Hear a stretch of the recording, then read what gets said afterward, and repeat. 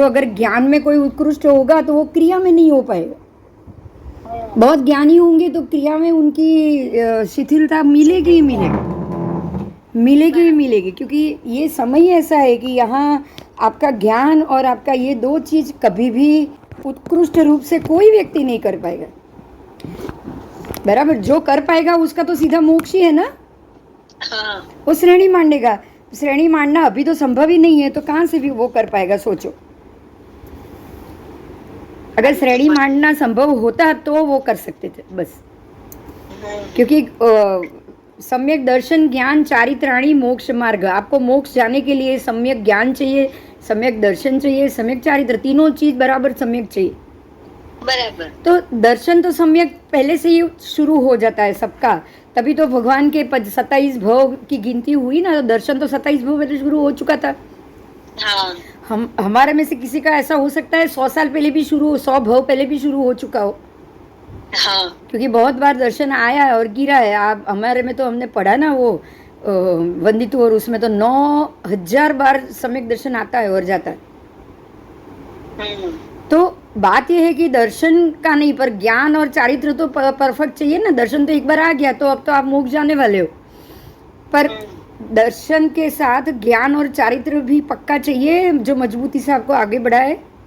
हाँ। श्रेणी मानने के लिए तो तीनों चीज चाहिए। दर्शन आया गया। अब अगर आप मुकम्मल हुए, कब मुकम्मल होगा? जब आपका ज्ञान और चारित्र दोनों अच्छा होगा तो। बराबर, दर्शन तो कब का आ चुका है आपको। बराबर। हाँ, अब फोकस खाली ज्ञान चारित्र पे। अब ज्ञान आएगा तो चारित्र नहीं आएगा, क्योंकि ये तो संग्रहण तो है ही नहीं हमारे पास। हमारे पास जो संग्रहण चाहिए मोक्ष जाने के लिए वो तो संभव ही नहीं है ये काल में। तो जब आपका ये संभव ही नहीं है तो आपका ज्ञान और क्रिया दोनों एक साथ तो हो ही नहीं पाएगी ना।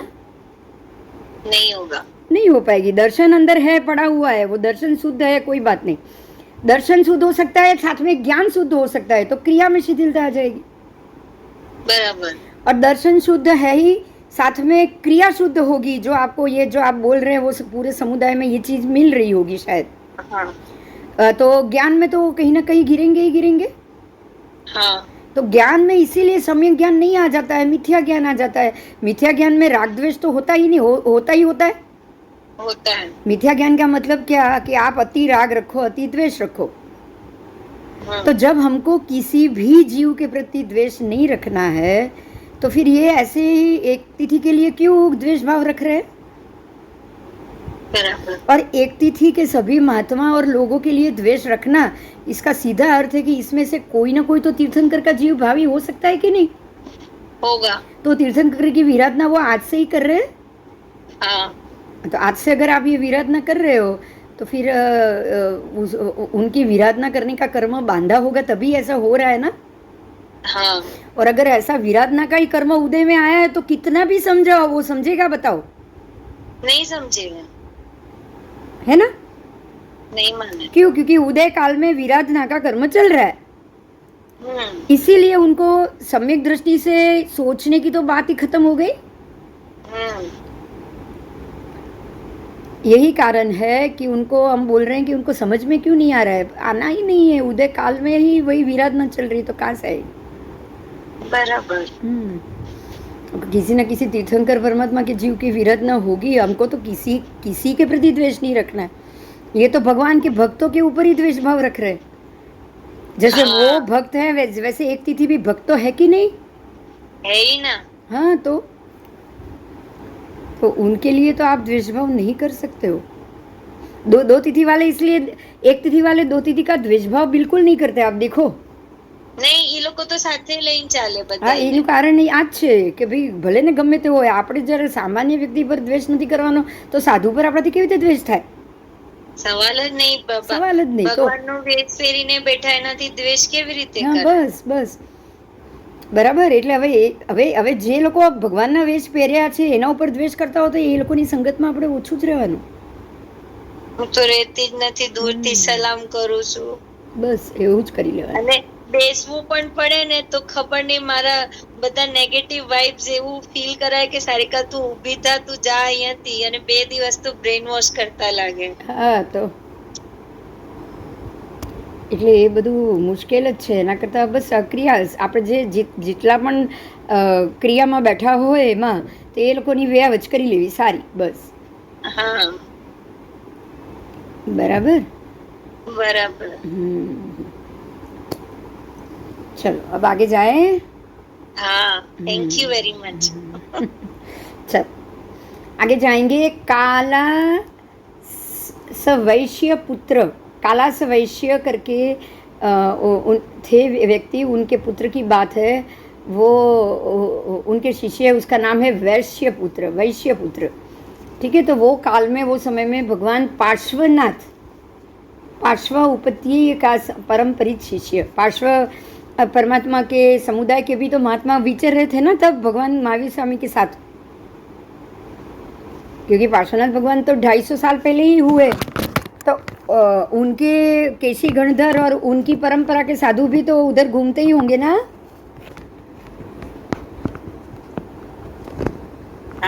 हाँ वो भी घूमते ही होंगे.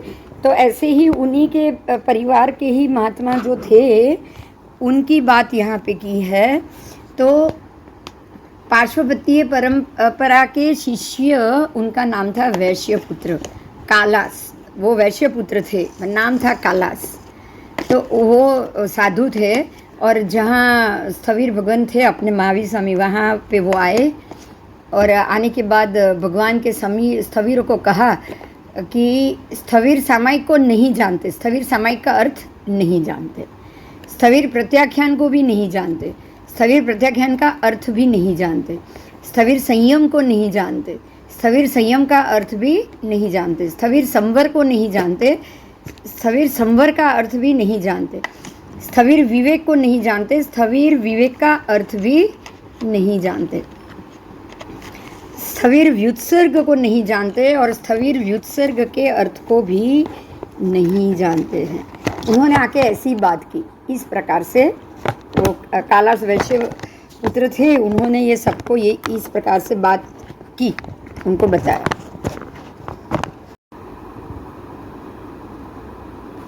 उस समय भगवान के स्थवीरों ने वैश्य पुत्र काला सणगार को कहा कि भाई आर्य, हम सामायिक को जानते हैं. अब जवाब तो देना पड़ेगा ना अपने साधु भगवंतों को.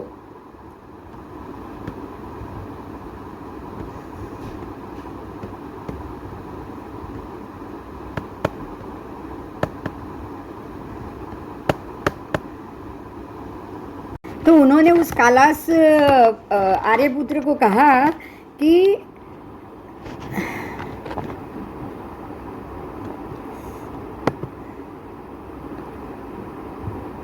हम स्थवीर को भी जानते, हम सामायिक को जानते हैं, हम संयम को जानते हैं. हम सामायिक को तो जानते हैं आर्य, हम तो सामायिक को जानते हैं. क्या आर्य? हम सामायिक का अर्थ भी जानते हैं, हम प्रत्याख्यान को भी जानते हैं, हम प्रत्याख्यान के अर्थ भी जानते हैं, हम संयम को जानते हैं, हम संयम के अर्थ भी जानते हैं, हम संवर को भी जानते हैं, संवर का अर्थ भी जानते हैं, विवेक को जानते हैं, विवेक का अर्थ भी जानते हैं, और व्युत्सर्ग को जानते हैं, व्युत्सर्ग का अर्थ भी जानते हैं. और तब वो वैश्यपुत्र काला सागर ने ये उन लोगों से कहा, अपने भगवान के स्थवीरों को कहा कि हे आर्य, यदि आप सामायिक को जानते हो, सामायिक के अर्थ को जानते हो, तो आप ये जो सारी आगे बताया हुआ ये व्युत्सर्ग तक अगर आप सबको जानते हो, तो आर्य ये बताओ आपका सामायिक क्या है. बराबर, सामायिक का अर्थ क्या है ये मुझे आप बताओ. तो इस प्रकार से उन्होंने पूछा. तो हमारे स्थवीर भगवंतों ने ये जवाब दिया कि हे आर्य, हमारा आत्मा हमारा सामायिक है. ध्यान से सुनिएगा उन्होंने क्या जवाब दिया, वो बहुत महत्व का है. उन्होंने कहा आत्मा हमारा सामायिक है और आर्य, आत्मा ही हमारे सामायिक का अर्थ है. फिर आत्मा हमारा प्रत्याख्यान है और आत्मा हमारे प्रत्याख्यान का अर्थ है.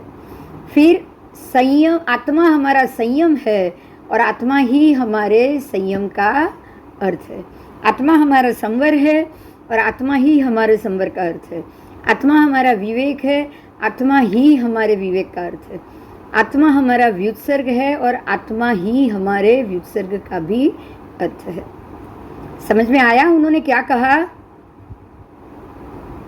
થોડું ડિટેલમાં પાછું સમજાવો ને. उन्होंने पूछा भी सामायिक जानते हो क्या? આખું આખું આત્મા ઉપર જ છે. हाँ, આત્મા જ છે. आप सामायिक को जानते हो, आपको पता है विवेक क्या है, आपको पता है संवर क्या है, आपको पता है व्युत्सर्ग क्या है? तो महात्मा ने जवाब दिया अभी सबका जवाब आत्मा ही है, आत्मा ही हमारे लिए सब कुछ। समझ में आया? साधु महात्मा. हाँ, स्थविर, स्थविर ही कहा जाता है उनको। हाँ, साधु महात्माओं को स्थविर ही कहा जाता है। और इन्होंने पूछा तो इन्होंने जवाब दिया कि हाँ भाई, आत्मा ही हमारे सारे सामायिक हो तो भी हमारा आत्मा, मतलब क्या है कि अब सामायिक करो, अरे हम आत्मा के अंदर ही उतरे हुए, तो अब आप आत्मा के ही ध्यान में रहोगे तो वही आपका ध्यान हुआ कि नहीं, आत्म ध्यान हुआ कि नहीं? हुआ। तो इस प्रकार से उन्होंने बताया। अब वही वापस काला सणगर ने उनको पूछा कि आर्य, यदि आत्मा आपका सामायिक है, आत्मा ही उसका अर्थ है, तो क्रोध मान माया लोभ का परित्याग करके आर्य आप किस लिए ग्रह करते हैं? समझ में आया? ग्रह करना, मैंने जो पाप किए हैं उसके लिए मुझे अशुभ भाव बताना, अशुभता बताना कि अरे मैंने ये पाप कर दिया, ये मेरी गलती हो गई, इसको ही ग्रह कहा जाता है ना, निंदामी गरियामी। हाँ। मेरे ही पाप को बता के मैं उसकी निंदा करूं, तो मेरे पाप को बताना ही ग्रह हुआ।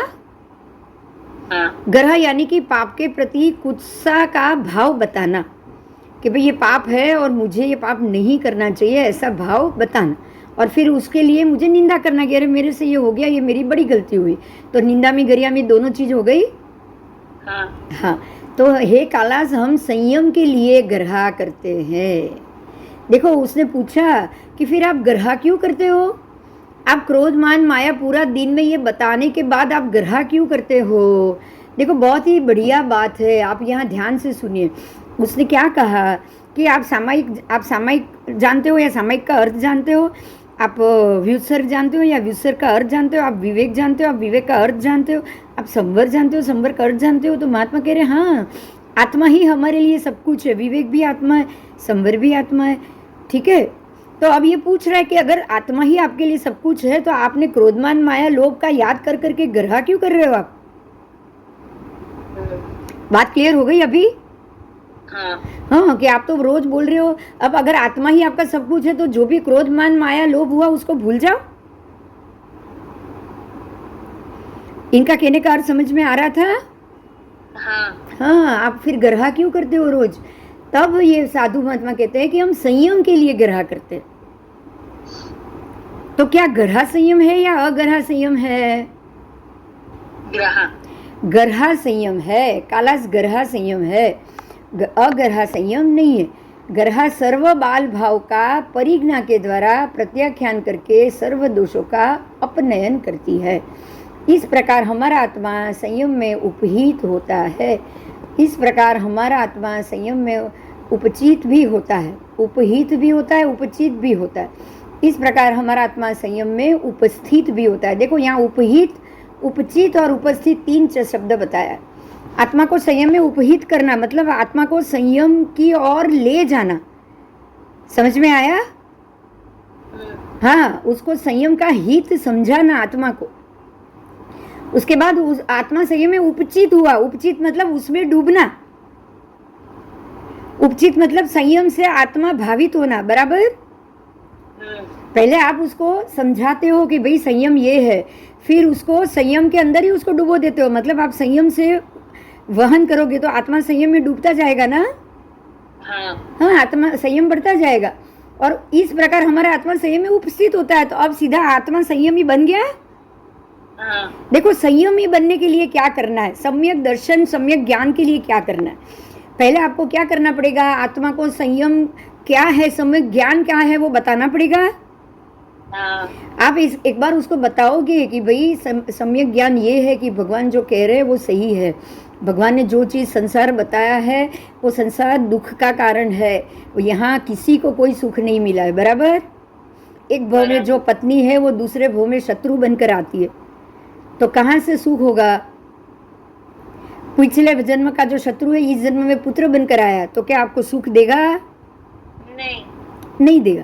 पूर्व जन्म का वैरी पत्नी बन के आया तो मार ही डालेगा ना। हाँ। हाँ, तो ये है आपको संयम में टीके रहने के लिए आत्मा को समझाना। समझ में आया?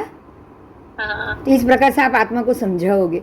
समझाने के बाद आत्मा में संयम उपचित होगा हाँ। कि अरे बात तो सही है, इसीलिए शत्रुता ज्यादा बढ़ती है, तो इससे तो अच्छा है संसार में वापस आना ही नहीं चाहिए। नहीं। आज जिसके साथ रहेंगे कल 30 साल, आज 50 साल रह लिए, अगले ही भव में वो हमारा दुश्मन बन के आने वाला है, तो ये 30 साल की मेहनत क्यों करनी चाहिए? छोड़ देनी चाहिए। तो रहने का मतलब ही नहीं है ऐसे जन्म मरण लेके लड़ते रहो, दुखी होते रहो, इसका तो कोई मतलब ही नहीं है। तो आपका आत्मा संयम में उपचित हो गया। हाँ, अब उपचित होने के बाद अब क्या करोगे? प्रतिक्रमण करोगे, प्रायश्चित करोगे, धर्म करोगे, संसार से विमुख बनोगे, ब्रह्मचर्य का पालन करोगे, तो आपने आत्मा को संयम में उपस्थित कर दिया।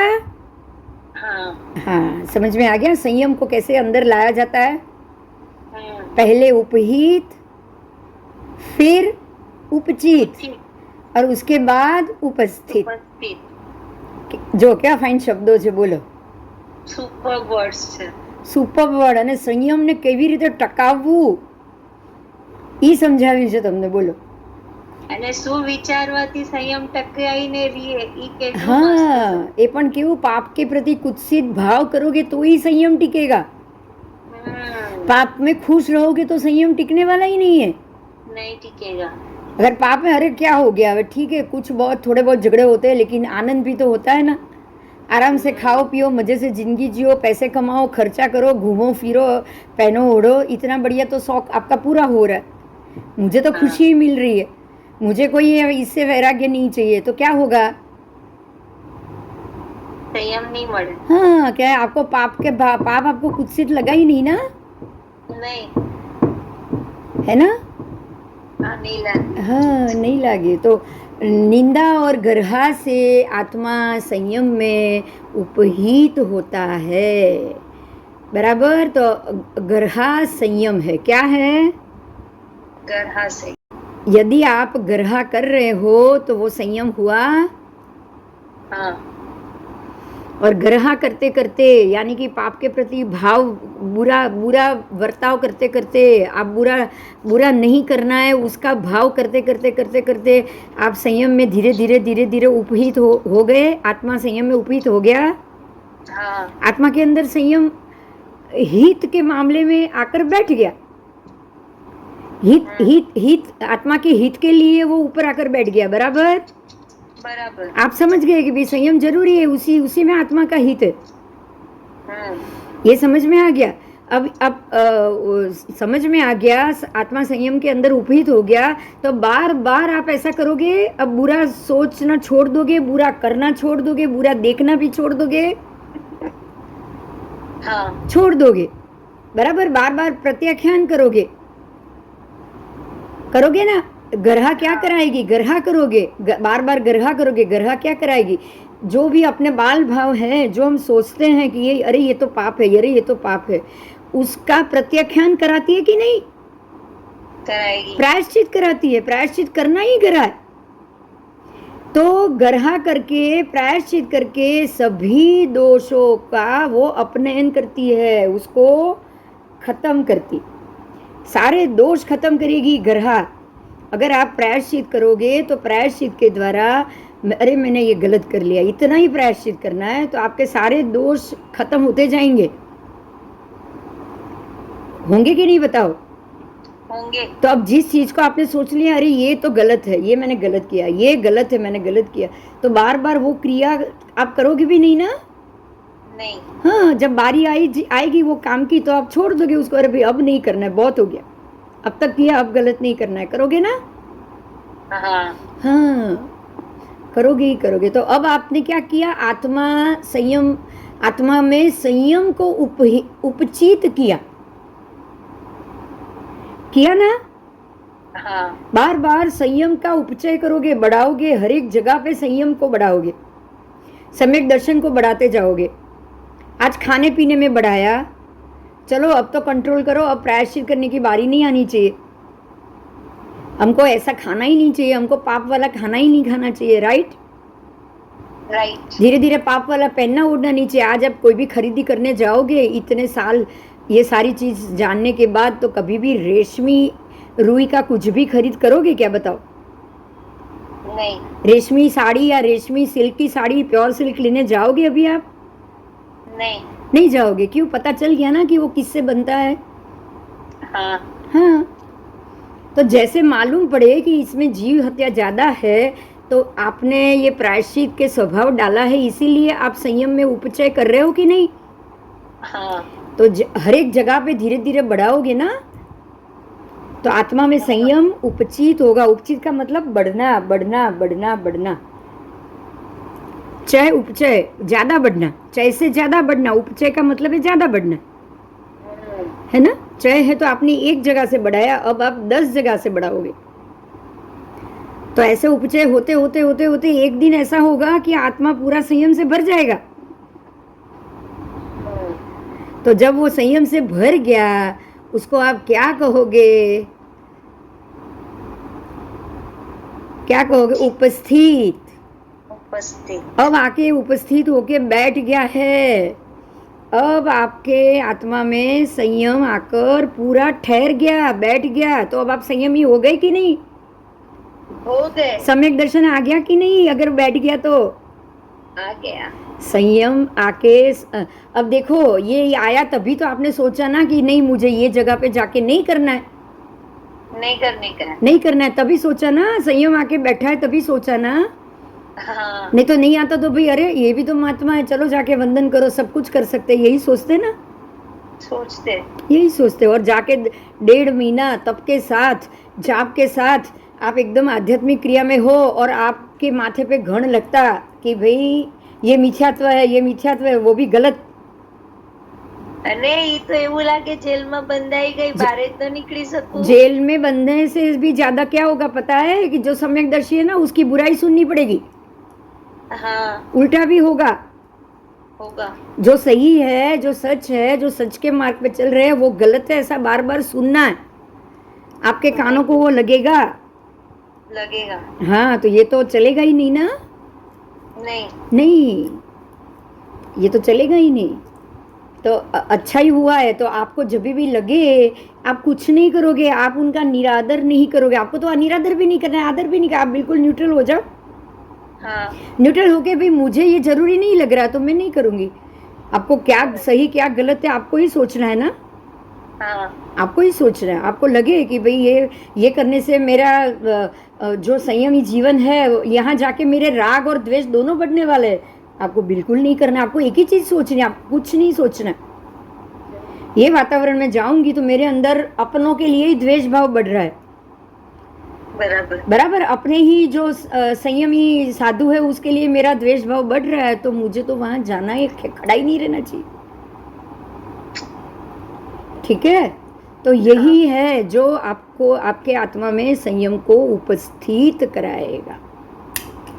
अगर इनमें ये संयम उपस्थित होता तो ये पता है आपको, किसी की बुराई कभी भी, कोई पंच महाव्रती महात्मा की तो वो बिल्कुल बुराई ही नहीं करते। अगर होता तो करते क्या, बताओ? नहीं। मरीचि जैसा का जाके भगवान ने, भरत राजा ने जाके वंदन किया है, जो पूरा वेश बदल के बैठा है। और भरत राजा तो क्षायिक सम की थी, उसी भव में मोक्ष गए। और जो मरीचि, जो मिथ्यात्व का धारक है, उसको जाके क्षायिक सम की थी वंदन कर रहे हैं। सोचो अपने ही बेटे को। आप अब सोच सकते हो कि सम्यक दृष्टि है, उसको किसी के प्रति द्वेष नहीं करना है, और वो भी पता चला कि अंदर तीर्थंकर का जीव बैठा है, तो फिर तो द्वेष करने का सवाल ही नहीं है। नहीं, सवाल ही नहीं है। आज आपके लिए सम्यक दर्शन और गर्हा संयम है। समझ में आ रहा है?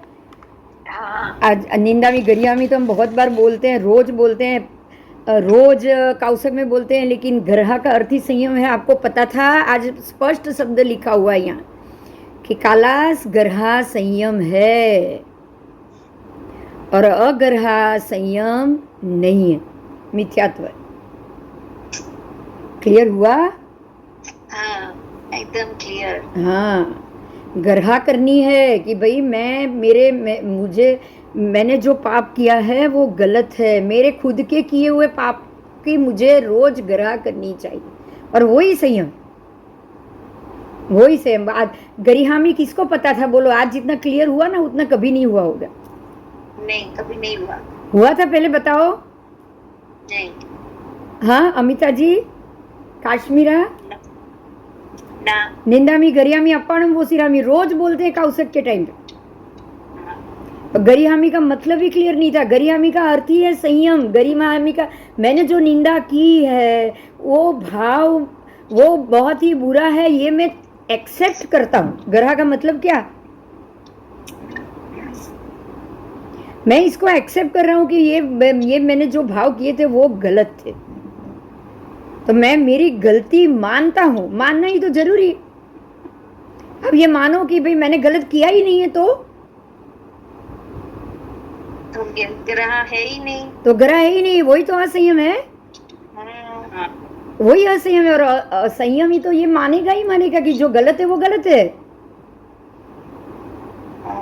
गलत है वो गलत है। देखो, भगवान ने गौतम स्वामी को भी कितनी बार बोला कि जाओ तुम गलत हो, जाके आनंद श्रावक की माफी मांगो। बोला। हाँ बोला।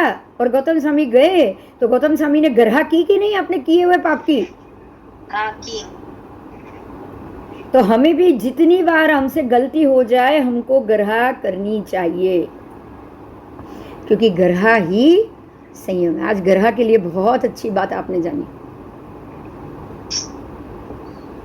ग्रहा ही संयम है, और बिना ग्रहा के आप संयम के अंदर टिक कर ही नहीं रह पाओगे। खाली ग्रह करने से ही आत्मा संयम के अंदर पहले क्या होगा? उपस्थित होगा। उपस्थित तो अंत में होगा। पहले उपहित होगा, उपहित होगा, फिर उपचित, उसके बाद होगा वो आएगा उपस्थित। बराबर? यस। 3 शब्द बराबर बेसिक गया। हाँ, बहुत सरस, बहुत सरस। उपस्थित, और वो भी ग्रहा। ग्रहा ही संयम है, इसको भूलोगे नहीं आप। ग्रहा ही संयम है बस। बराबर? हाँ, तो ग्रहा क्या है वो आपको यहाँ से मालूम पड़ गया कि हमारे किए हुए पाप कर्म की वो कुत्सित है, वो बुरा है, उसका स्वीकार ही ग्रहा। और हम संयम के लिए ग्रह करते हैं। समझ में आया? हाँ। अगर आपको अपने किए हुए पाप कर्म की निंदा करनी है, खुद को ही करनी है कि अरे मैंने ये गलत किया था, ये मेरे अंदर गलत भाव आ गया था। अगर आपको अपना पाप स्वीकार करना है तो आपने स्वीकार किया, तो इसका मतलब ही है कि आप संयमी हो। आप उसका स्वीकार ही नहीं करोगे, तो आप मिथ्यात्वी हुए कि नहीं हुए? कि जानते हुए भी आप गलत करोगे। देखो, एक बात, मिथ्यात्व का बहुत सिंपल लॉजिक। मिथ्यात्व का ये मतलब नहीं है कि आप दूसरे धर्म को मानते हो, दूसरे देव को मानते हो। अब मिथ्यात्व का एक ही मतलब है कि जो चीज गलत है उसको आपने सही माना। सिंपल सेंटेंस में गलत को सही समझना ही मिथ्यात्व है। गलत को सही समझा और आप जी रहे हो तो मिथ्यात्व ही है ना। हाँ। संसार के सुख को सुख माना और आप आराम से जी रहे हो तो मिथ्यात्वी हुए कि नहीं हुए? बहुत सिंपल बात है इसमें।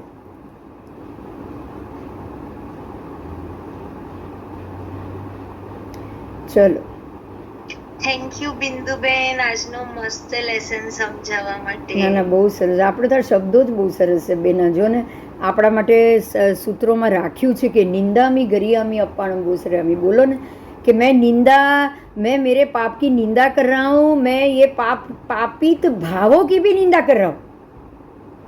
समझ में आ रहा है? हाँ। और मैं अप्पाणम वोसिरामी, अब मैं सबको वोसरा के कौशक में बैठ रहा हूँ। और मैं ये सबको मेरे अशुभ कर्म को भी वोसीरा रहा हूँ और मेरे अशुभ भावों को भी वोसीरा रहा हूँ। बोलो। और मैं वोसरा के अब शांत होके बैठा हूँ।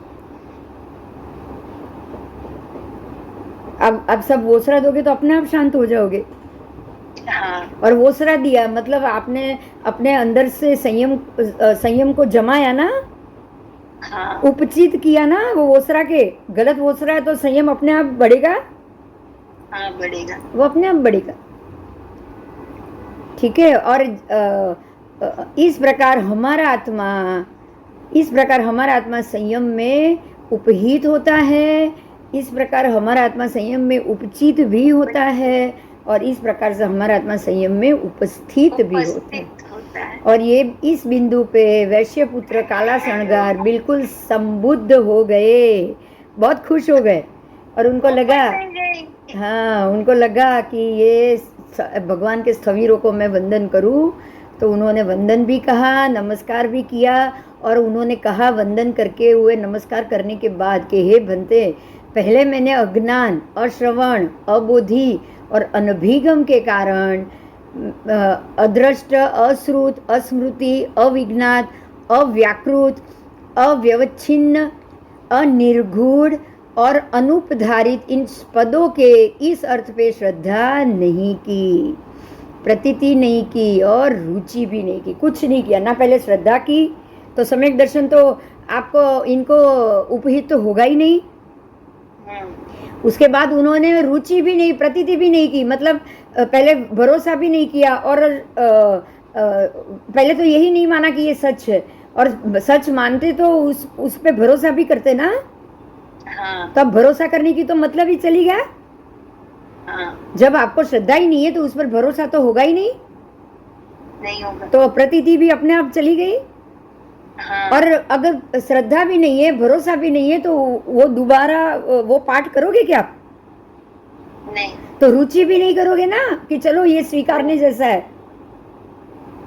नहीं करेंगे। देखो, आप खाली श्रद्धा करते हो ना तो आपको अंदर उसका भरोसा भी आएगा और रुचि भी आएगी। वो काम बार बार करोगे भी करोगे।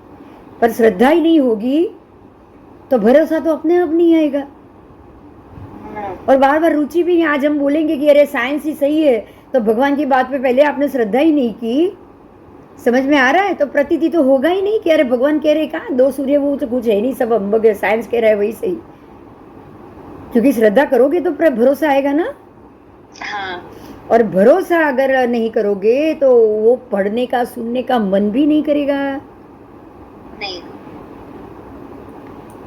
ठीक है। तो सम्यक दर्शनी कब बनोगे? 3 चीज से। सबसे पहले तो भरोसा, उसके बाद श्योरिटी, प्रतीति, महसूस करना, उस भरोसे को महसूस करना, अपने आसपास महसूस करना, परमात्मा के शब्दों को आसपास महसूस करना, उसी के अंदर डूबे रहना, तभी प्रतीति आएगी। और लास्ट में प्रतीति आ गई, श्रद्धा आ गई, उसी शब्दों में आप रहे हो तो अब आपको रुचि भी आ जाएगी। अब अगर आप ये सोच के रोज पूजा चालू करो, पहले भरोसा करो भगवान ही सही है, तो फिर उसको प्रतीति कराओ। कैसे करोगे? भगवान को छू के प्रतीति तभी होगी ना। हाँ। भगवान की मूर्ति को छुओगे, रोज पूजा करोगे, जाके बोलोगे कि मुझे भी आपकी तरह वितरागी बना दो, मुझे भी अब राग भी नहीं चाहिए, द्वेष भी नहीं चाहिए। भगवान के पैर पकड़ के बोलोगे मुझे भी सिद्ध गति में आना है, तो प्रतीति होगी आपको, होगी। तो प्रतीति होगी। और तीसरा बोलो, प्रतीति होगी। अब ऐसे ये आदत पड़ गई तो रुचि हो जाएगी कि नहीं अपने आप। फिर पूजा के बगैर अच्छा नहीं लगेगा ना, नहीं फावे, अच्छा नहीं लगेगा ना। अभी खाली लागे। अभी भगवान की बात भी, जैसे भगवान की बात ऐसे ही आगम की लो। अब अगर 4 दिन 10 दिन क्लास नहीं थे, बोलो अच्छा लगा था ना? मैं तो आटला महीना थी गयेलो थे गयो। हाँ, सोचो, आपको भी पूछ रही हूँ मैं, अमिता जी, बीच में 10 दिन रिसेस कर दी, बोलो कैसा लगा था? नहीं अच्छा लगता है। हाँ, अच्छा नहीं लगा था ना कि ये कब शुरू हो। आत्मा ने भोजन क्यों? क्योंकि आपने उस पे श्रद्धा भी की कि भगवान की बात है, प्रतीति की, महसूस किया कि जो भगवान कह रहे सच में सही है, क्योंकि हम लोग उसको महसूस भी कर रहे हैं। राइट। और तीसरा, महसूस होते होते अब रुचि बन गई, अब आदत पड़ चुकी है। हाँ कि कोई 2 शब्द सुने इसके मामले में, हाँ 4 चीज जाने. 3-4 हाँ સુવાનું 3-4 દિન થાય તો સુવાનું બી મન ન થાય. हाँ, કામ क्योंकि પર- अब रुचि बन गई ना, इसलिए अब इसकी रुचि बन गई है. હવે નશો થઈ ગયો છે. अब नशो नहीं, अच्छा लग रहा है, नशा नहीं है ये अभी. ये अच्छा लग रहा है, कुछ जानने को मिल रहा है, भगवान की बातें सुने और भगवान ने क्या कहा और गौतम स्वामी ने क्या सवाल किया. बोलो, मन करेगा कि नहीं? હા अब आप ये सोचो कि 50,000 प्रश्न, 70,000 प्रश्न, इसमें तो 90,000 हमने देखे. 90,000 प्रश्न का भगवती सूत्र है और सारी दुनिया की बातें इसके अंदर है. तो आपको रोज कोई ना कोई नया मिल रहा है कि नहीं मिल रहा है? મિલ રહા है. रोज 1-2 लेक्चर में कोई अच्छी चीज जानने को मिल रही है. बोलो. हाँ हाँ, क्योंकि दुनिया भर की बातें इसके अंदर पड़ी हुई है. तो अब आपको धीरे धीरे ये, जब तक ये प्रतीति नहीं करोगे ना, रोज सुनोगे नहीं ना, तब तक ये रुचि तो बनेगी नहीं, पर श्रद्धा ही नहीं टिकेगी आपकी. श्रद्धा टिकने के लिए प्रतीति करना बहुत जरूरी है. समझ में आया? हाँ अगर श्रद्धा को टिकाना है तो उसको महसूस करो. क्या करोगे? महसूस करेंगे. जो सवाल है हम महसूस कर रहे हैं कि अरे ये गौतम स्वामी मेरे सामने ही पूछ रहे और ये जवाब भी तुरंत मिल गया, तो भगवान ने तुरंत ही बता दिया, ऐसा समझेंगे हम. હા. तो ये भी आप महसूस करो कि ये अभी चल रहा है, जैसे ये अभी चल रहा है.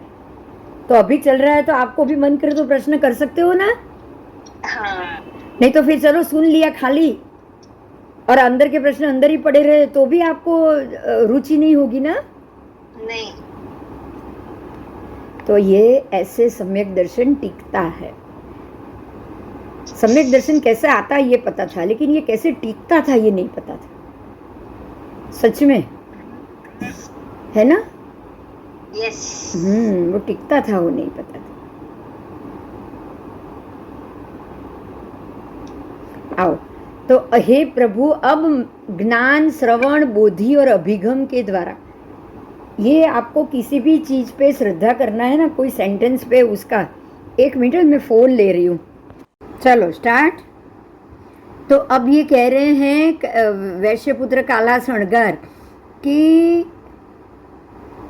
अब ये ज्ञान, श्रवण, बोधि और अभिगम, कोई भी ज्ञान होता है, वो सुनी हुई बात, बोधि अपनी बुद्धि से उसको उसके अभिगम को समझना होता है और उसके द्वारा जो आपकी दृष्टि में आएगा, दृष्ट, स्मृत, श्रुत, विज्ञात, व्याकृत, व्यवच्छिन्न, निर्यूढ़ और उपधारित, ये पद से इस चीज को समझा जाता है, किसी भी बात को. तो अब मैं ये पदों के कारण इस अर्थ पे श्रद्धा करता हूँ. समझ में आ रहा है? कोई भी अर्थ पे श्रद्धा कब होगी?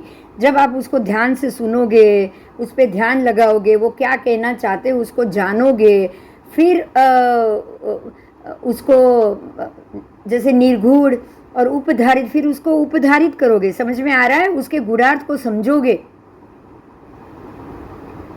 मैं क्या बोल रही हूँ, समझ में आ रहा है? हाँ हाँ.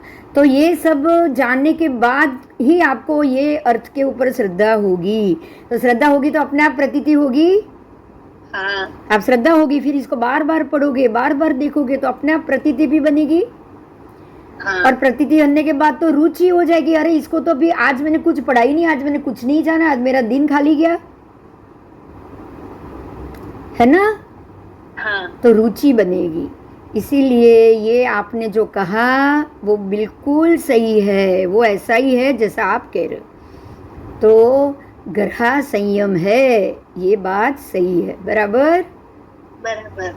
एक वैश्य पुत्र एक सवाल करके गए, लेकिन हमको बहुत अच्छा जवाब मिल गया हाँ कि ग्रहा क्या है. चलो, तो बाकी सारे भगवान के स्थवीरों ने भी यही कहा कि जिस प्रकार से ये कह रहे हैं उसके ऊपर आप श्रद्धा करो. ठीक है, आर्य प्रतीति श्रद्धा करो. हे आर्य, आप पहले श्रद्धा करो, फिर प्रतीति करो, उसके बाद रुचि करो. बराबर. बराबर. श्रद्धा, प्रतीति, रुचि, इसको स्टेप बाय स्टेप समझना है. कैसे? स्टेप बाय स्टेप ना, पहले श्रद्धा, फिर प्रतीति और उसके बाद रुचि। और वो 3 शब्द भी क्या थे? उपहित, उपचित, उपस्थित। यस, तने बराबर याद रही गયું લે. Thank you. उपहित, અને સંયમ ગ્રહ છે. हाँ, उपचित और उपस्थित, બરાબર. Yes. મને હેડિંગ પણ આપવું પડશે ને, એટલે આમાંથી જ આપીશ ને બધું. આટલા બધા વર્ડ તો અપાશે નહીં, પણ કંઈક તો આપીશ ને આમાંથી જ. તો હવે તમને જ્યારે જોઈએ ત્યારે સીધું જ ગરહાનો પાઠ ખોલવાનો. ગરહા તો લખવું જ પડશે. ગરહા હી સંયમ હૈ. શું તો આજ પાઠમાં મારે આ જ લખવું પડશે. આજનું ટાઇટલ આ. चलो आगे। अब ये वैश्य पुत्र काला शणगार भगवान के स्थवीरों को वंदन करते हैं और वंदन नमस्कार करके कहते हैं कि हे बंते, मैं आपके पास चातुर्याम धर्म से मुक्त होके सप्रतिक्रमण पंच महाव्रतक धर्म का स्वीकार करके विहार करना चाहता हूँ। देखो, ये 2 में कुछ समझ में आया? हाँ। क्या समझ में आया बताओ? હવે એને ધર્મ સમજાઈ ગયું છે, તો હવે એને ઈ જગ્યા છોડીને બીજી જગ્યા ઉપર જવું છે, પણ ધર્મ આજ સંભાળીને. પણ પાર્શ્વનાથ ભગવાનના જ શિષ્ય છે, તો દીક્ષા લીધેલી છે, તો ધર્મ તો કરતા જ હશે ને. હા, તો પછી શું ફરક પડ્યો? એને જે દ્વેષ ભાવ આવતો હતો કે ના ના ના, દ્વેષ ભાવ હતો જ નહીં. એ ચાતુર્યામ ધર્મ હતો. કયો હતો? હા, એમાં 4 વ્રત હતા. હા, હવે ચાતુર્યામ ધર્મ હોય તો એમાં પ્રતિક્રમણ તો હોય જ નહીં. હા, એમાં પ્રતિક્રમણ નથી. રોજ ન હોય, જ્યારે પાપ થાય ત્યારે જ હોય. હા, અને વેશ પણ આપણો આ નથી ને. વસ્ત્ર તો હતા નહીં. ના, વસ્ત્ર નહોતા. વસ્ત્ર જ નહોતા. ના ના, હતા જ નહીં, વસ્ત્ર જ નહીં. વચ્ચેના 23 તીર્થંકરોને વસ્ત્ર જ ન હોય, નિર્વસ્ત્ર હોય એ લોકો. એ કાળે એ લોકોમાં વક્ર બુદ્ધિ નથી હોતી, એટલે એ લોકો નિર્વસ્ત્ર હોય. બરાબર. તો ચાતુર્યામ ધર્મમાં प्रतिक्रमणનું મહત્વ એમને સમજાયું. શું સમજાયું? उनका प्रश्न भी तो प्रतिक्रमण के लिए ही था ना, कि आप फिर रोज ये निंदा करा क्यों कर रहे हो? प्रतिक्रमण में कितनी बार आता है निंदा में गरियामी अपणम वोसिरामी. तो खाली बोली। हाँ, तो उनका कहना ही ये था कि आप ये क्यों कर रहे हो? जब सारी चीज आत्मा ही है तो आप ये क्यों कर रहे हो? आत्मा ही सब कुछ है. उन्होंने कहा आत्मा ही सब कुछ है. बराबर. हाँ, जो भी है आत्मा ही है. ज्ञान तो आत्मा है, ये तो आत्मा है. अगर सब आत्मा है तो आप प्रतिक्रमण क्यों कर रहे हो? तो उन्होंने कहा कि भाई आत्मा को संयम में उपस्थित कराने के लिए ही प्रतिक्रमण जरूरी. बराबर. अब आत्मा संयम में उपस्थित कब होगा? तो पहले वो उपहित होगा. हम निंदा में गरिया में हम गरहा करेंगे तो गरहा तो संयम हो गया. हमने जो भी क्रिया की उसका हमने प्रतिक्रमण किया, तो ये गरहा हो गई. हम जो पाप कर रहे हैं उसकी हम गरहा कर रहे हैं. खाना पीना तो पड़ेगा, उसकी हम गरहा कर रहे हैं. तो गरहा करने से ही हम आत्मा को संयम में उपहित कर सकते हैं, उपचित कर सकते हैं और उपस्थित कर सकते हैं. अगर गरहा ही नहीं करेंगे तो ये सब तो होगा ही नहीं. हम गरहा तो संयम है, अगर गरहा नहीं करेंगे तो हम असंयमी ही बनेंगे. कि खाया पिया पर हमने उसका प्रायश्चित नहीं किया तो असंयमी हुए कि नहीं? बोलो. पाप कर रहे हो और उसका प्रायश्चित नहीं कर रहे हो तो असंयमी हो गए ना. हाँ, इसीलिए ये 4 धर्म वाले थे, तो उनको लगा कि नहीं, प्रतिक्रमण करना भी जरूरी है. तो अब वो उन्होंने कहा कि मैं चाहता हूँ कि मैं आपका चातुर्याम धर्म में, मेरा चातुर्याम धर्म छोड़ के आपका सप्रतिक्रमण पंच महाव्रत धर्म का स्वीकार करके विहार करना चाहता हूँ. इन्होंने भी कहा कि आपको जैसे सुख लगे वैसे करो, प्रतिबंध मत करो. उन्होंने ये कहा कि आप कोई भी प्रतिबंध मत करो. देखो, जैसे तुम्हें सुख हो वैसा आप करो, आप उस प्रतिबंध मत करो. देखो, ये भी बहुत समझने, एक ही सेंटेंस में सब कुछ कह दिया. उन्होंने ये नहीं कहा कि नहीं तुम प्रतिक्रमण करो, उसको छोड़ दो. समझ में आ रहा है? तो वो गलत है, उसको छोड़ दो ऐसा नहीं कहा है। अब छोड़ने के लिए कह दे तो वो गलत साबित अपने आप हो गया। हाँ अच्छा, वो गलत तो था ही नहीं क्योंकि इतने 23 भगवान उसके ऊपर चले हुए, हाँ तो गलत कैसे होगा? अब वो भी सही, ये भी सही, दोनों चीज सही, 4 महाव्रत भी सही, 5 महाव्रत भी सही, ये तो पॉसिबल नहीं है ना। कोई भी आदमी क्या सोचेगा ये दोनों चीज कैसे सही हो सकती? पर दोनों भी हो सकती है। समझ में आया? हाँ वो काल में 4 महाव्रत सही थे, आज के ये काल में, अशुभ काल में 5 महाव्रत सही है। तो ऐसे दो चीज अलग अलग भी सही हो सकती है कि नहीं? हो सकता है। नहीं, अनेकांतवाद नहीं, वो भी सही है। अनेकांतवाद का मतलब तो ये हो गया कि भाई नासा भी सही कह रहा है और आगम भी सही कह रहा है, ये अनेकांतवाद हो गया। अच्छा ओके, पर ये तो दो में से एक ही सही है। बराबर। क्लियर हुआ? ये तो दो में से एक ही सही है। लेकिन अगर मैं ये कहूँ कि भाई मेरे बच्चे बोले कि नहीं काश्मीर आंटी तो मेरी दादी है, और कोई बोले ये काश्मीर आंटी मेरी मामी है, एक बेटा ये बोले कि ये तो मामी है, और एक बेटा ये बोले ये चाची है, अब दो में से एक ही सही है ना? हाँ दोनों तो सही नहीं है। नहीं। क्लियर हुआ? हाँ तो अनेकांतवाद का ये मतलब नहीं है कि मैं इसको खाली आंटी बोल दूंगा तो भी चलेगा। तो अनेकांतवाद क्या कह रहा है कि भाई नहीं, अगर आप चाची कहोगे तो पहले चाची हो तो ही चाची बोलोगे, नहीं तो नहीं बोलोगे। आप इसको मामी है और चाची कहोगे चलेगा? बताओ फिर ऐसा तो क्या हो गया कि भाई बीवी है और उसको मैं बहन कहूँ चलेगा? नहीं। बहन है उसको बीवी कहूँ चलेगा? नहीं। वो किसी की बहन है पर मेरी तो नहीं है ना। क्लियर हुआ? तो अनेकांतवाद ये कह रहा है कि ये किसी और की बहन है तो तू भी उसको बहन कह के बुला, तो ये अनेकांतवाद ये नहीं चलेगा, ये अनेकांतवाद है ही नहीं। अनेकांतवाद ये कह रहा है कि जिसका जो रिलेशन है वो उसको उसी नाम से बुलाए। तो एक व्यक्ति के अलग अलग रिलेशन हो सकते हैं, ये अनेकांतवाद, बराबर। लेकिन एक ही व्यक्ति वो सारे रिलेशन ही उसी में लगाए तो वो अनेकांतवाद नहीं है। अनेकांतवाद में भी आप कैसे उसका अर्थ करते हो वो बहुत फर्क है। मैं सिद्धार्थ की बीवी हूँ, बराबर, तो सिद्धार्थ मुझे बोलेगा कि ये मेरी बीवी है तो वो बराबर अनेकांतवाद हुआ। लेकिन अगर मैं सिद्धार्थ की बीवी हूँ तो अब 100 लोग आके बोलेंगे ये मेरी बीवी है, तो ये भी है तो किसी की बीवी, तो अनेकांतवाद क्या सही हो गया? बोलो। 100 लोग आके तो मेरे को नहीं बोल सकते ना कि ये मेरी बीवी है। बोलो। नहीं बोल सकते, नहीं बोल सकते, नहीं बोल सकते। तो अनेकांतवाद उसी जगह पे चलेगा कि जहाँ से आप एक वस्तु को एकांत एक ही जगह एक ही रिलेशन में ना रखो। सिद्धार्थ अगर मुझे पत्नी के ही रिलेशन में रखेगा और सबको बोल देगा कि आपका इससे कोई रिलेशन नहीं, तो वो एकांतवाद हो गया, बराबर।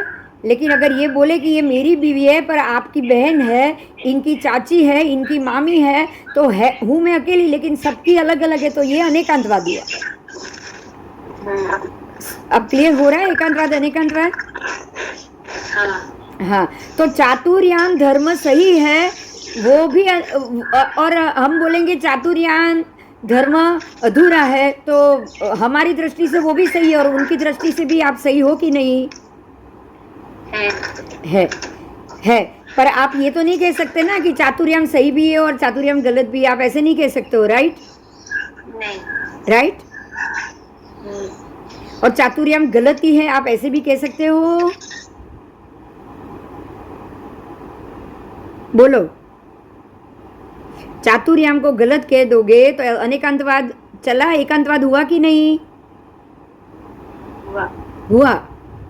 हुआ। इसीलिए चातुर्याम 1 से 22 तीर्थंकरों के लिए बिल्कुल सही है। आप ये नहीं कह सकते। आज 5वीं 24वें तीर्थंकर वाले भी ये नहीं कहेंगे कि ये गलत है। आप इतना ध्यान रखिएगा। यहाँ पे बहुत ही अच्छे से जवाब दिया कि हे देवानुप्रिय, आपको जो सुख मिले जहाँ वैसा करो, प्रतिबंध मत करो। मतलब क्या हुआ? आप ऐसा प्रतिबंध, आप इसका विरोध मत करो कि भाई चातुर्याम गलत है और ये आपका पंचमहाव्रत सही है। आप ये प्रतिबंध मत करो।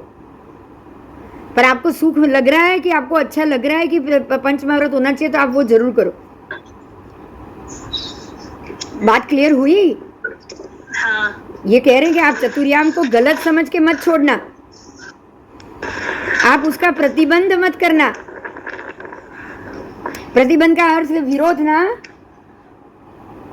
कोई भी जगह अंदर जाने में प्रतिबंध है, आप क्या बोलोगे? No entry. तो आपका नो एंट्री में अगर आप चले गए तो फॉल्ट में आ गए।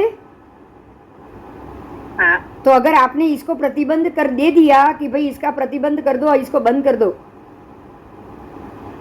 तो फॉल्ट में आओगे।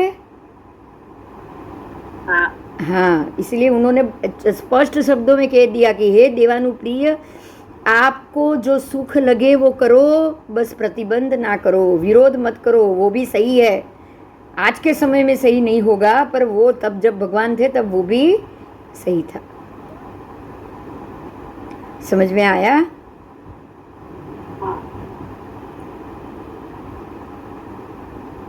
કહી શકાય કે દેશ ભાવ કાળ સમયને જે અનુરૂપ થાય हाँ, जो काल में जो समय के अनुरूप है उस हिसाब से धर्म में आपको क्रिया बताई है। क्रिया खाली, तब क्रिया में वस्त्र नहीं थे क्योंकि लोग बिल्कुल सरल थे, वक्र नहीं थे उतने। लेकिन अब के समय में वक्र आ रहे हैं, तो अगर निर्वस्त्र घूमने लगेंगे तो कोई व्यक्ति निर्वस्त्र घूम रही है तो उसका कैसे भी करके उपभोग करने का लोगों को मन हो जाएगा। होगा कि नहीं?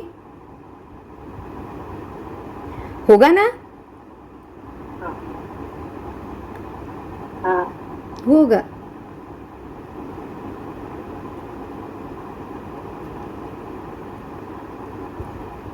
इसलिए तब वस्त्र बहुत जरूरी थे। आज के समय में वस्त्र बहुत जरूरी।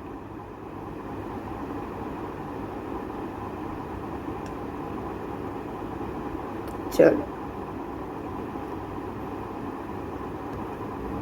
तो यहाँ ये बात बहुत महत्व की आई कि उन्होंने ये कहा कि आप गलती से भी इस पर प्रतिबंध मत करना। आपको जो सुख लगे वो जरूर करो, जैसे तुम्हें सुख हो वैसे आप करो, पर प्रतिबंध मत करो। ठीक है?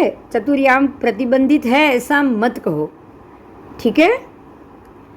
तो वैश्यपुत्र कला सागर अणगार भगवंत स्थविरों को वंदन नमस्कार करते हैं और चतुर्याम धर्म से सप्रतिक्रमण पंचमारत धर्म को स्वीकार करके विहार करते हैं। उन्होंने उस समय चतुर्याम धर्म छोड़ दिया, उससे मुक्त हो गए और प्रतिक्रमण वाला पंच महाव्रत का धर्म उन्होंने स्वीकार कर लिया और फिर उन्होंने विहार किया। बराबर? फिर बहुत वर्षों तक श्रावण पर्याय का वो पालन करते हैं। पालन करके जो प्रयोजन से नग्न भाव, मुंड भाव, देखिए क्या क्या था समझना है आपको, यहाँ सब बताया। पहले तो नग्न भाव, फिर मुंड भाव, फिर स्नान नहीं करना, फिर दातून नहीं करना, फिर छत्र धारण नहीं करना, पादुका नहीं पहनना, भूमि शैया पे नहीं सोना, फलक शैया पे नहीं सोना है, काष्ठ शैया, केश लुंचन, ब्रह्मचर्यवास, पिता के लिए गृहस्थों के घर प्रवेश करना, भिक्षा के लिए गृहस्थों के घर में प्रवेश करना, लाभ अलाभ, उच्चावच, ग्राम, कंटक, 22 परिसर का सहन करना, उपसर्गों को सहन करना, उस प्रयोजन की आराधना करते हैं। उसकी आराधना करके वो चरम उच्छ्वास निश्वास प्राप्त करके, अंतिम श्वासोच्छ्वास प्राप्त करके सिद्ध, प्रशांत, मुक्त, परिनिवृत्त और सर्व दुखों का क्षीण करने वाले हो गए। मतलब वो केवली हो गए। समझ में आया? सिद्ध भगवंत हो गए, उसी भव में वो केवली हो गए। बोलो, अब केवली भगवंत है तो किसी भी चीज को कितनी सरलता से उन्होंने ले लिया। अब समझ में आया? इसकी जगह अगर कोई ऐसा होता, मिथ्यात्वी होता और ये होता तो बिल्कुल मश्करी और ठेकड़ी उड़ा के जाता कि नहीं? जाता। हाँ, जाता, क्योंकि ये सरल थे, रुजु थे, अंतिम भाव था इनका। अंत कर शब्द याद रहेगा ना अभी? हाँ। अंत करने वाले थे, अंतिम भाव वाले थे, तो सरलता ही सरलता ही उनके अंदर। अंतिम भाव तक पहुंचने में जीव में बहुत सरलता आ जाती, आती है ना? हाँ, वक्रता निकल जाती है। उन्होंने हर चीज को बिल्कुल सरलता से ले लिया। आओ,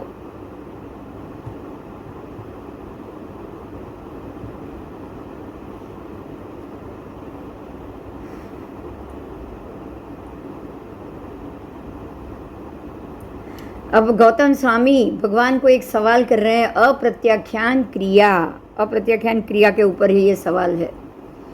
सवाल करके पूछा कि हे भगवंत, श्रेष्ठी फिर निर्धन रंक राजा के क्या अप्रत्याख्यान क्रिया समान होती है सबकी? श्रेष्ठी की क्रिया, निर्धन की क्रिया, रंक यानी कि गरीब की क्रिया और राजा की क्रिया, सबकी अप्रत्याख्यान क्रिया क्या समान होती है? भगवान कह रहे कि हे गौतम, वीरति की अपेक्षा से और अवीरति की अपेक्षा से हमेशा आपकी किसी भी क्रिया कैसे देखी जाती है? वीरति और अवीरति की अपेक्षा से।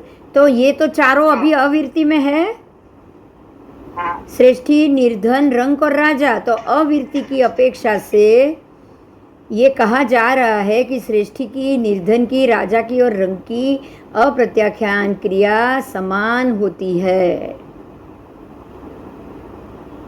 समझ में आया? क्योंकि ये चारों के चारों अवीरती है, किसी में वीरती भाव तो है ही नहीं। अवीरती सम्यक दृष्टि है ना? अवीरती है, अवीरती में गुण स्थान पे है वो, तो फिर सबकी क्रिया एक समान ही होगी ना, एक समान ही फल मिलेगा ना। तो अप्रत्याख्यानी क्रिया एक समान ही होगी। प्रत्याख्यानी अप्रत्याख्यानी के बाद तो अनंत अनुबंधी आता है। प्रत्याख्यानी का मतलब ये आपने प्रायश्चित किया है तो 4 महीने तक उसकी असर रहेगी। अप्रत्याख्यानी का मतलब है आपने प्रायश्चित किया ही नहीं तो साल भर तक उसकी असर रहेगी ना। और उसके बाद अगर प्रतिक्रमण नहीं करोगे तो संजयवलन बन जाएगा अवीरती का काम। अवीरती की सारी क्रियाएं को संजयवलन बनने में देर लगेगी क्या? नहीं।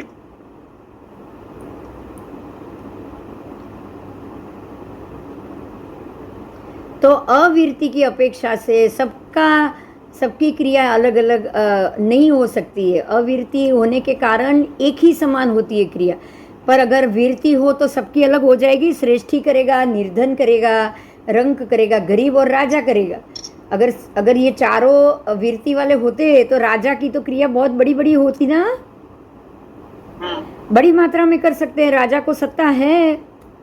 अब जैसे अकबर राजा से प्रति हीर सूरी महाराज ने हत्या बंद करवाई थी तो पर्युषण में 12-12 दिन तक हत्या बंद रहती थी, पता है? 6-6 महीने तक उसने भी मांसाहार छोड़ा हुआ है और अमारी का पालन करवाया।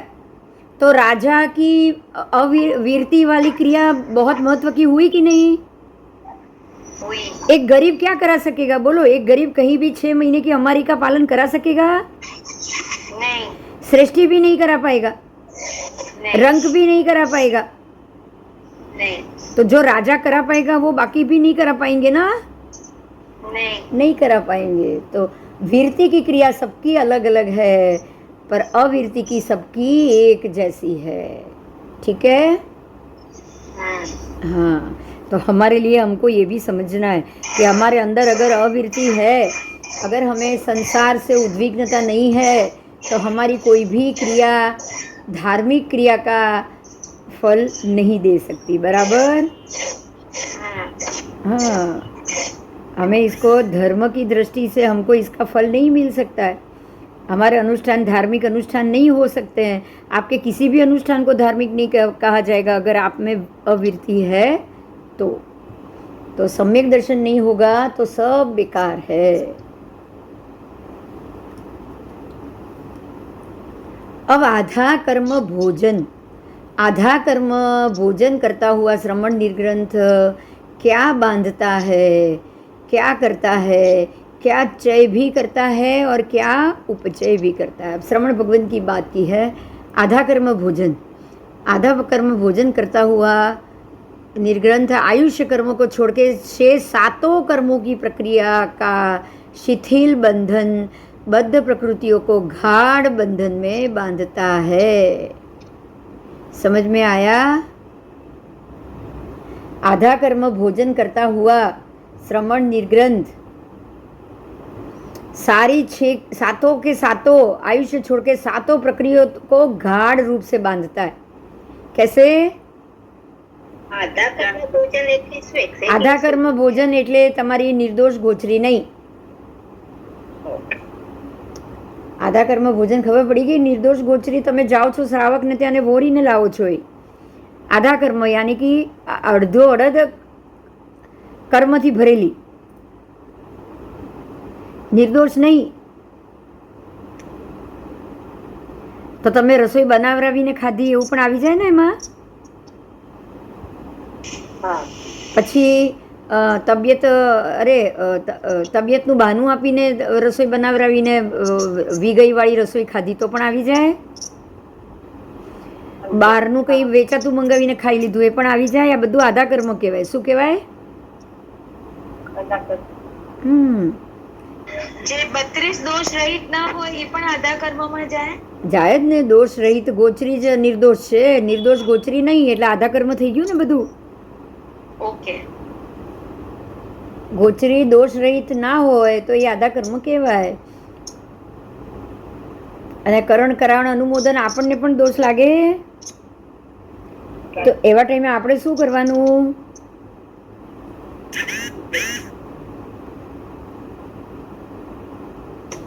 શું કરી શકીએ? આપણે એક કામ ચોક્કસ કરી શકીએ. આપણે એમણે જે વસ્તુ કીધી છે એ ઘરમાં 4 જણા ખાય એવી જોગવાઈ કરી લેવાની. હવે જો તમે શું કરો કે આમ આંબીલની ઓળી ચાલતી હોય, સમજો, આમ આંબીલની ઓળી ચાલતી હોય અને આપણે આંબીલ તો કરતા ન હોઈએ એટલે આપણે ઘરે લીલોતરી ખાતા હોઈએ ને. હા, તો હવે તમે એક ખાલી થોડું એવું બનાવીને રાખો, મગ બાફેલા, રોજ એક મગ કે તે કોઈ સાહેબ વોરવા આવશે તો એમને વોરાવશું. બરાબર. અને તમે એ ખાઓ નહીં, તમે એને વઘારીને ખાઓ પછી. તો આધા કર્મ દોષ લાગ્યો? કેમ? કારણ કે તમે તો એવું ખાતા નથી. તમે ખાલી વોરાવાની રાહ જોઈ, આવીને વોરીને ગયા, પછી તમે એનામાં વઘાર કર્યો ને હવે તમે આરામથી ખાધું. એના બદલે તમારે પણ એવું ખાવાનું પછી એ દિવસે રોજ. તો એ તમારા માટે બન્યું છે, એવું બન્યું. હા, તો આધા કર્મ દોષ ના લાગે.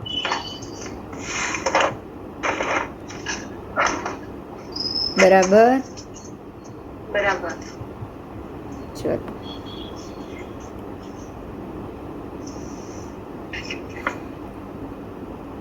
तो आधा कर्म भोजन करता हुआ श्रवण निर्ग्रंथ आयुष्य कर्मों को छोड़ के बाकी की सातों कर्म प्रकृतियों का बंध करता है. तो उसको अशुभ बांधता है. कैसा बांधता है? एक बार तारो अवाज जरा धीरो करी नाख ने. अवाज बहु आवे छे. केम अवाज? सानो अवाज आवे छे? બંધ કરું છું. ના ના, અવાજ બંધ નહીં કરું. બંધ કરવાની ના નથી પાડતી. તું થોડો ધીરો કર ને એટલે અહીંયા અવાજ ધીરો આવે. હું મારો ધીરો કરીશ ને તો રેકોર્ડિંગ બધું તમને સંભળાવવાનું ધીરું થઈ જશે. ઓકે, સ્લો કરું છું. હા, પણ તું બોલે અમને સંભળાય. ખાલી તારો તો અવાજ બરોબર, તારો એકવાર ધીરો આવશે ચાલશે, પણ જે સાથેનો અવાજ છે ને એ પણ ધીમો થઈ જાય એમ. ઓકે. જો હવે બંધ થઈ ગયો, જો હવે ધીરો થઈ ગયો. જો ચલ.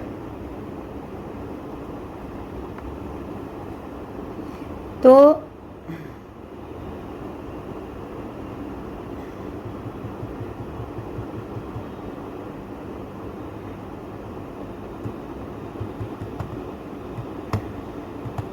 आधा कर्म की बात है. अब वो सातों प्रकृतियों का गाढ़ बंधन में बंद करता है. है महात्मा, लेकिन कितनी छोटी सी बात से उसकी प्रकृति गाढ़ बन रही है, समझ में आ रहा है? अल्पकालिक कुछ समय में वो कर्म खत्म होने वाले थे, उसकी जगह अब वो दीर्घकालिक हो गए।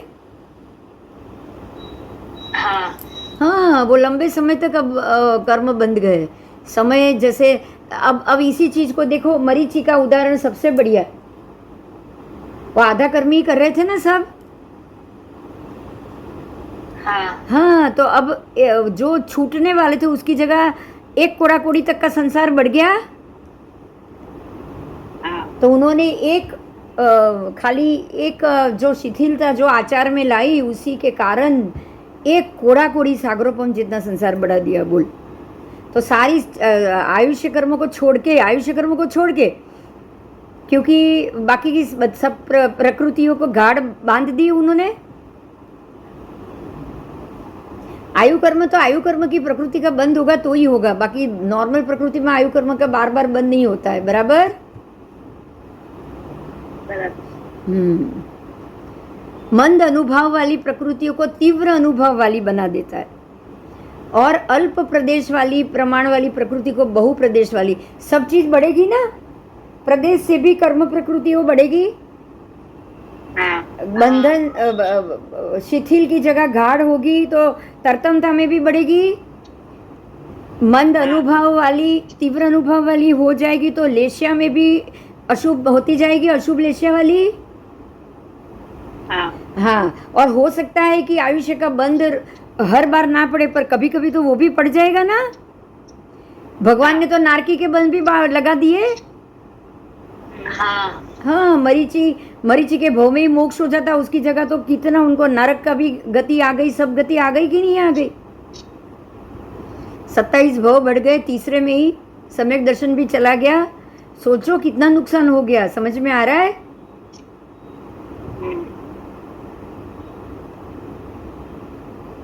आयुष्य कर्म का बंध कदाचित जीव करेगा, कदाचित नहीं करेगा, लेकिन असाता वेदनीय का बहुत बहुत उपचय करेगा। असाता वेदनीय का तो करेगा ही ना, जैसे जैसे कर्म प्रकृति गाढ़ी होगी असाता होगी कि नहीं। और आदि अंतहीन दीर्घ पथ वाले संसार में, चतुर्गति देने वाले संसार कांतार में वो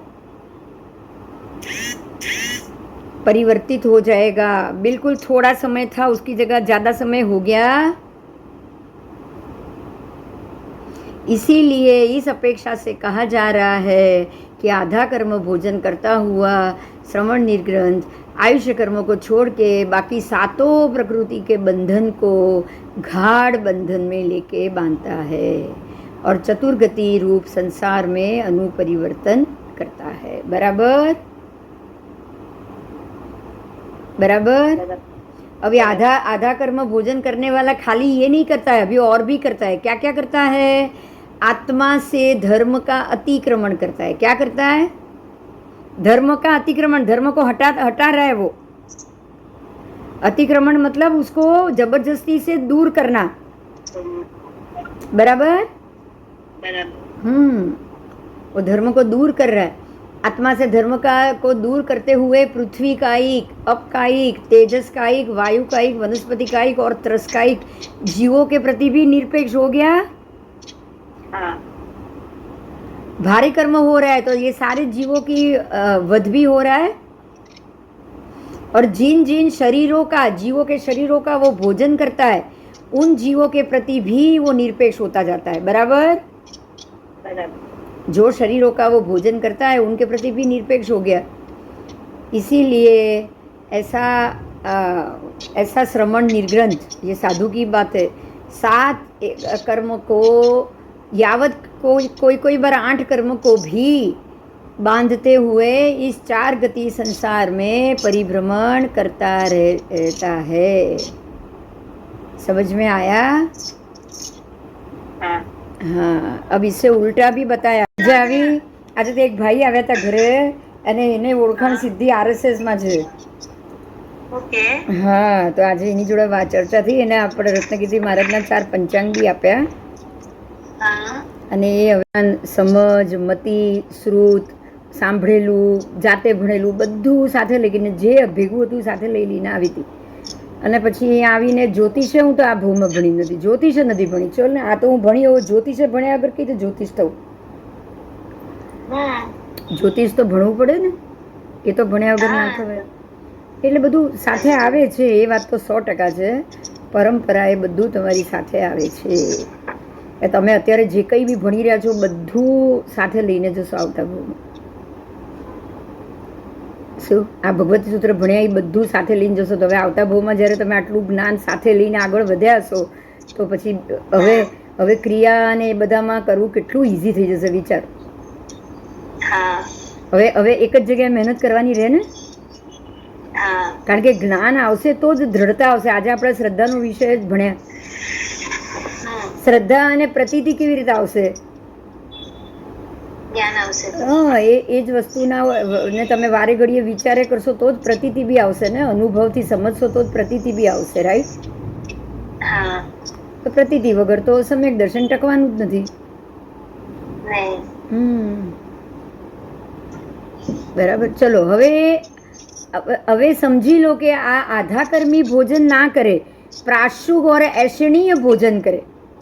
प्राशुक और ऐषणीय भोजन का मतलब ये हुआ ना कि जो प्राशुक है, जो योग्य है, जो उनको करने जैसा है.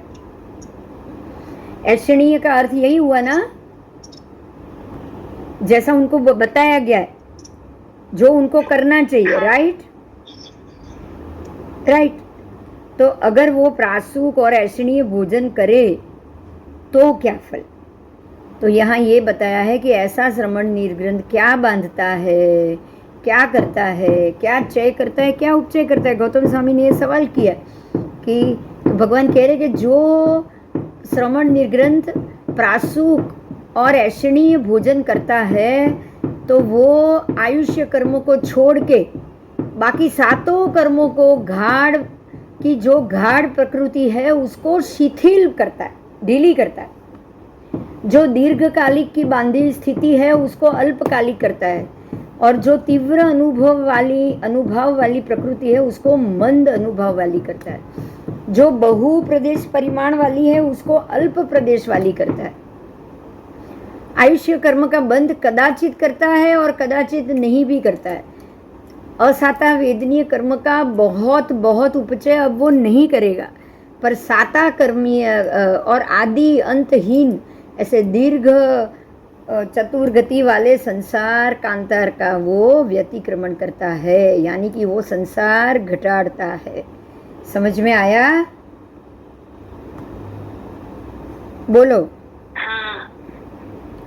समझ में आया? अगर वो प्राशुक और ऐषणीय भोजन कर रहा है तो अब वो जीवों को तो कम मारेगा? नहीं मारेगा. ज़्यादा से ज़्यादा वो आंबिल की खाना ज़्यादा खाएगा. जो महात्मा आंबिल का ही ज़्यादा खाते हैं तो उनसे ये पृथ्वी का एक, और उसकी तो हत्या नहीं होती है ना, पृथ्वी काय की तो बच गए ना, वनस्पति काय की बच गए कि नहीं उससे? हाँ, प्रत्येक वनस्पति काय से बच गए. और कभी कभी एक चमचा वमचा हिल गया अंदर सब्जी में, आलू का सब्जा या चमचा या कोई भाजी वाला चमचा हिल गया तो श्रावक के घर में तो ऐसा होता ही है. बराबर? हाँ, तो फिर वो सूक्ष्म वनस्पति काय से भी बचे कि नहीं? बच गए. तो प्राशुक और ऐषणीय भोजन करने वाला जीव संसार चक्र को घटाता है और आयुष्य कर्म छोड़ के शेष सातों कर्म को वो ढीला करता है. जो बांधी हुई प्रकृति है उसके एरिया को कम करता है. करेगा कि नहीं? तीव्रता, भाव कम करेगा. तीव्र भाव लेशिया कम करेगा. और ऐसा करते करते धर्म का अतिक्रमण नहीं करेगा वो ना, नहीं करेगा, पर संसार का अतिक्रमण करेगा ना. धर्म को वो बिल्कुल नहीं घटाएगा, पर संसार को तो घटाएगा ना, घटाएगा. और पृथ्वी काय से लेके त्रसजीव तक के जीवों के प्रति वो बिल्कुल अपेक्षावान होता है कि उपेक्षा करता है? अपेक्षावान होता है, और अपेक्षावान होने से वो उनकी उपेक्षा भी नहीं करता है और वो निरपेक्ष भी नहीं होता है। समझ में आया? हाँ, जीवों का ध्यान रखने वाला होता है, ठीक है। और वो जीवों के शरीरों का भोजन त्याग कर देता है। त्याग करता है कि नहीं? करता है। तो इस अपेक्षा से ये कहा जा रहा है कि ऐसा जीव जो प्रातसुख और ऐश्वर्य भोजन करता है वो आयुष्य कर्म को छोड़ के सातों कर्म के बंध को शिथिल करता है और ये 4 गति संसार का वो अतिक्रमण करता है। बराबर बराबर। बराबर बराबर।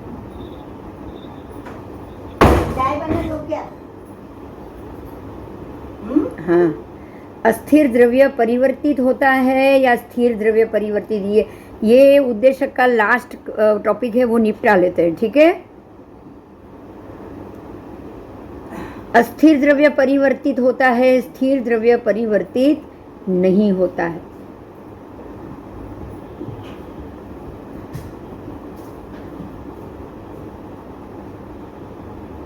क्या अस्थिर मन भग्न होता है? द्रव्य मन अस्थिर द्रव्य भग्न होता है या स्थिर द्रव्य भग्न नहीं होता? क्या बालक शाश्वत है? क्या बालकत्व अशाश्वत है?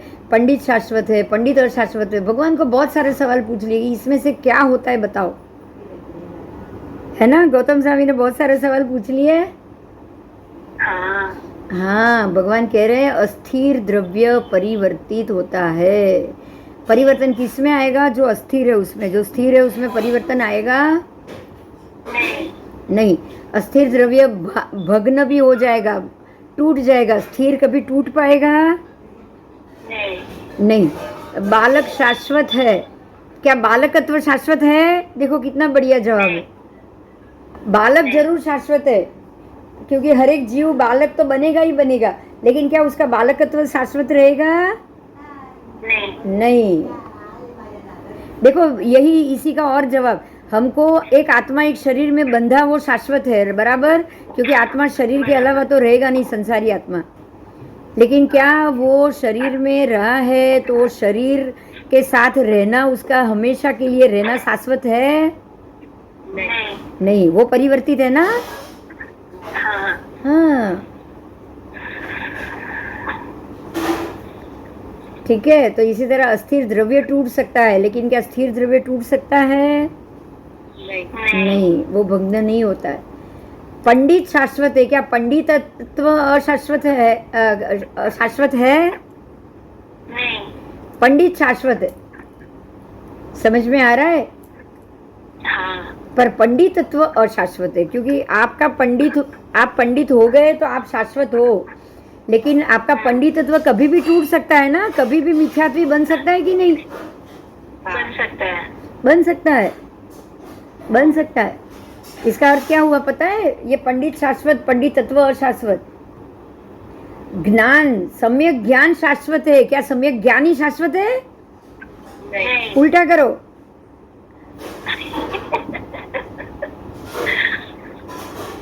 सम्यक ज्ञान तो शाश्वत है ही, पर जिसने सम्यक ज्ञान पा लिया है वो क्या टिका ही पाएगा ऐसा जरूरी है? नहीं। वो कभी भी अशाश्वत हो सकता है ना। हाँ, बराबर। सिद्ध गति शाश्वत है, सिद्धि शाश्वत है, सिद्ध भगवान शाश्वत है, ऐसा संसार के लिए नहीं होता। समझ में आया? तो जो स्थिर है वो शाश्वत हुआ कि नहीं? हुआ। तो क्योंकि सिद्ध गति स्थिर है तो वो शाश्वत है। संसार अस्थिर है तो अस्थिर में कुछ भी शाश्वत नहीं है। बोलो एकदम क्लियर, संसार और सिद्ध गति समझा दिया आपको एक ही सेंटेंस में। आपको एक ही सेंटेंस में शाश्वत और शाश्वत पद समझ में आ गया? बोलो। आ गया। आ गया, आ गया कि शाश्वत क्या है और अशाश्वत क्या है।